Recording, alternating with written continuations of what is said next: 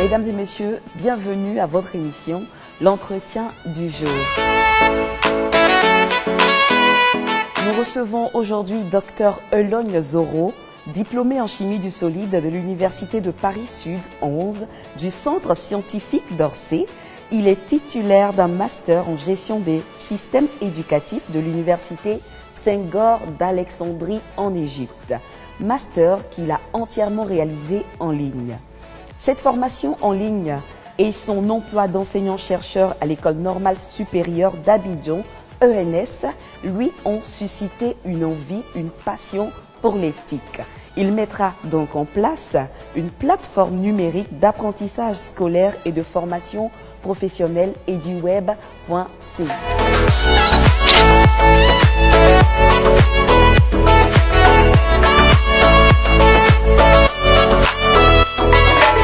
Docteur Elogne Zoro, bonjour. Bonjour. Alors, EduWeb, qu'est-ce que cela signifie? Merci. EduWeb, c'est l'appellation, n'est-ce pas, de la plateforme que nous avons mise en place à l'issue, n'est-ce pas, de certaines situations que nous avons connues sur le terrain. Je peux rappeler que de 2012 en 2014, nous étions directeurs du centre de formation continue. Et donc, en deux syllabes, édu pour éducation et web pour le web, c'est-à-dire le vecteur de transmission de savoir que nous avons choisi. Alors, je veux quand même poser la question, d'où donc est venue cette inspiration de créer une telle plateforme? L'école normale supérieure, c'est l'école, l'institut de formation de formateurs, n'est-ce pas? Et donc, du coup, tout ce qui a comme technologie de transmission du savoir nous intéresse. Parce que constamment, nous sommes interrogateurs sur l'état, n'est-ce pas, de l'éducation sur le plan national. Et c'est conforme à notre emploi d'enseignant-chercheur. Nous cherchons toujours les voies et moyens de facilitation, d'assimilation de l'acquisition du savoir, n'est-ce pas?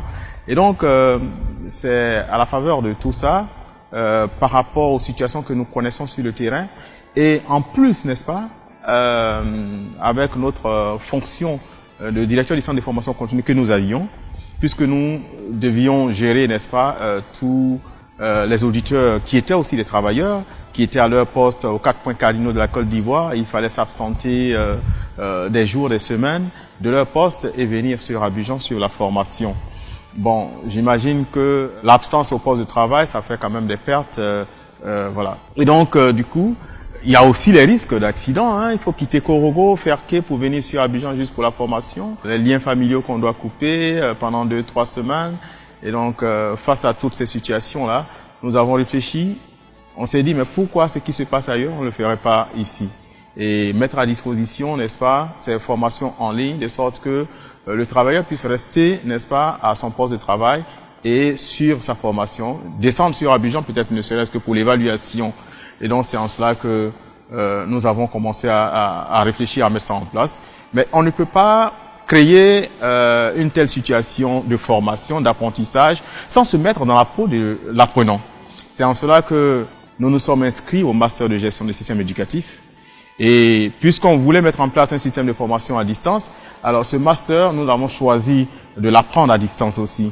Et donc, pendant 2 ans, pendant que j'étais à mon bureau, je suivais ces formations sans jamais mettre pied en Égypte. Hein. Mais quand une passion est là, c'est pas lié à un poste nécessairement. Et donc, en dehors de cela, nous nous sommes focalisés maintenant sur l'enseignement général, l'éducation de base. Et donc, nous avons construit le savoir scolaire suivant le programme éducatif en vigueur de la 6e en 3e pour donner un contenu à cette plateforme. Mais ça n'empêche pas que des ouvertures sont faites sur les formations professionnelles, formations universitaires, etc. Alors, selon vos explications, cette plateforme-là est non seulement pour les travailleurs, mais aussi pour le système éducatif, donc pour les étudiants, les élèves. C'est bien cela? En effet. Et donc, pour continuer, quelles sont donc les opportunités que cette plateforme-là offre aux étudiants, aux travailleurs? Bien, il y a plusieurs offres. Hein. Le self-training time, par exemple, où les élèves peuvent, n'est-ce pas, s'abonner à cette plateforme-là et s'entraîner de façon interactive. Les élèves aujourd'hui excellent dans le numérique. Très souvent, ils arrivent même à faire des choses qui nous surprennent, de par leur âge et tout ça.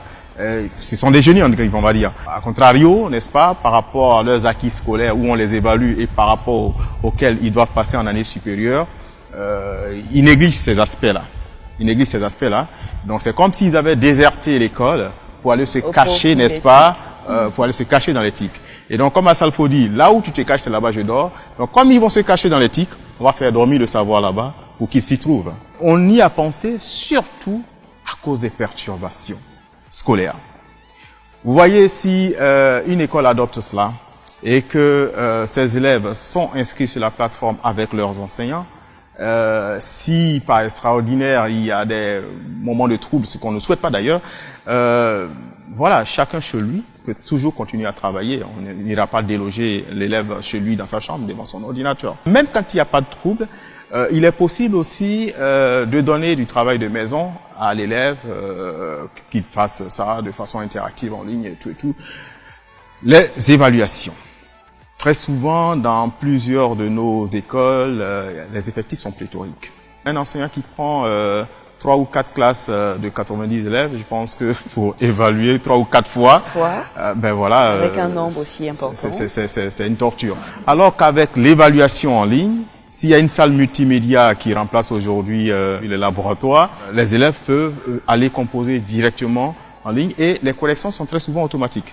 Du coup, on peut évaluer même 1 millier d'élèves à la fois sans que le professeur ne se fatigue. Il y a aussi, par exemple, des contenus d'activités expérimentales interactives. Nous savons que dans nos lycées et collèges aujourd'hui, malgré tous les efforts, n'est-ce pas, que le gouvernement fait, il y a quand même toujours un déficit criard de matériel didactique scientifique.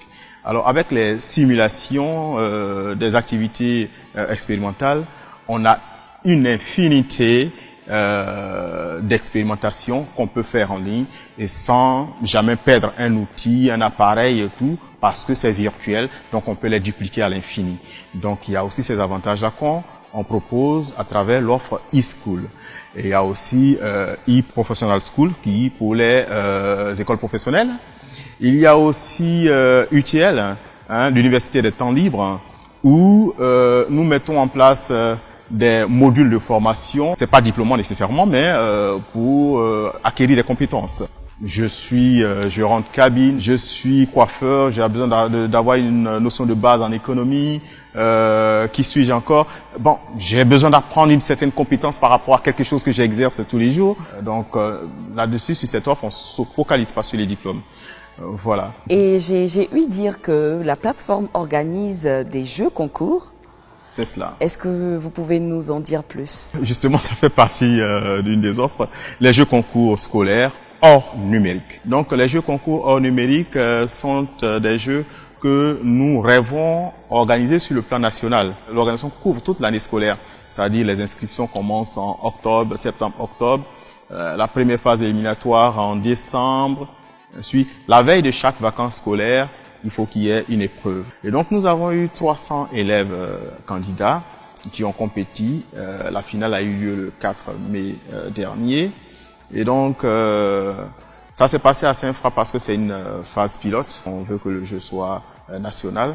Donc, c'est une phase pilote, il fallait l'expérimenter. On a vu que les gens ont beaucoup aimé. Et donc, la remise des prix aura lieu le 14 juin, le vendredi 14 juin prochain.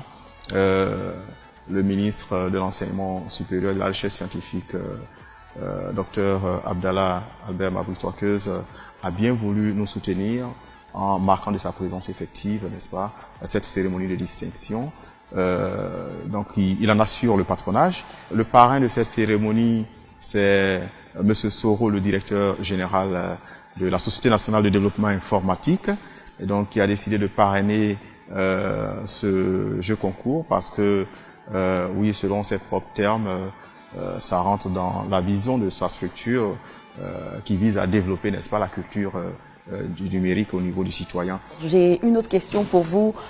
Hormis ce besoin d'apprentissage, ce besoin de formation-là, on a un réel problème qui est l'emploi. Est-ce que votre plateforme répond à cette question de l'emploi aujourd'hui en Côte d'Ivoire? Figurez-vous Le numérique est une mine d'or. Mais l'expression hors numérique, on l'emploie très rarement. Vous allez voir que les multimilliardaires aujourd'hui, en dehors de ceux des manias du pétrole et tout ça, sont des acteurs du numérique. Quand je prends Alibaba avec son fondateur Jack Ma, Mark Zuckerberg avec Facebook, quand je prends le fondateur de Google, quand je prends Bill Gates, quand je prends Ian Kuhn et Brian Acton, étaient des jeunes qui sont allés demander l'emploi à Mark Zuckerberg pour travailler à Facebook. Mais on leur a dit pas d'embauche, on leur a claqué la porte, pas d'embauche. Mais ils ont été bien formés et ils ont essayé de mettre à profit cette compétence-là.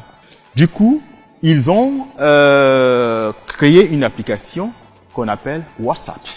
Et donc, ils ont été chassés de Facebook quand ils ont déposé leur CV, mais ils sont entrés par la grande porte par leur travail et ils siègent au conseil d'administration de Facebook maintenant. C'est dire que la culture du numérique permet, ce n'est pas qu'on va distribuer des emplois comme ça, mais c'est de susciter, n'est-ce pas, le génie qui dort en chacun pour que chacun puisse être demain un Ian Kuhn, un Jack Ma, un Mark Zuckerberg, un Brian Acton, etc. et qu'il soit aussi pourvoyeur d'emploi. À vous entendre, on a tout de suite hâte de rejoindre votre plateforme. Merci. Docteur Zoro, merci. Et si vous avez un dernier mot?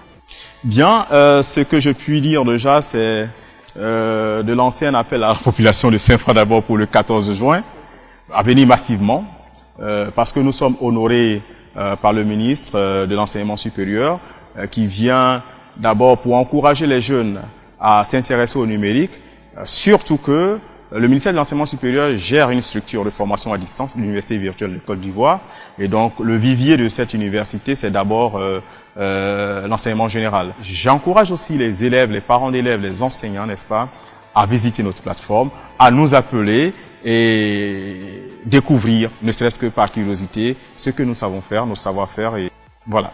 Merci beaucoup, Docteur Zoro Euloge, initiateur, concepteur de la plateforme numérique d'apprentissage scolaire et de formation professionnelle eduweb.ci. Pour tout besoin de formation en ligne, une seule adresse, eduweb.ci. Quant à nous, on se retrouve la semaine prochaine pour une autre édition de l'entretien du jour. Merci de nous avoir suivis.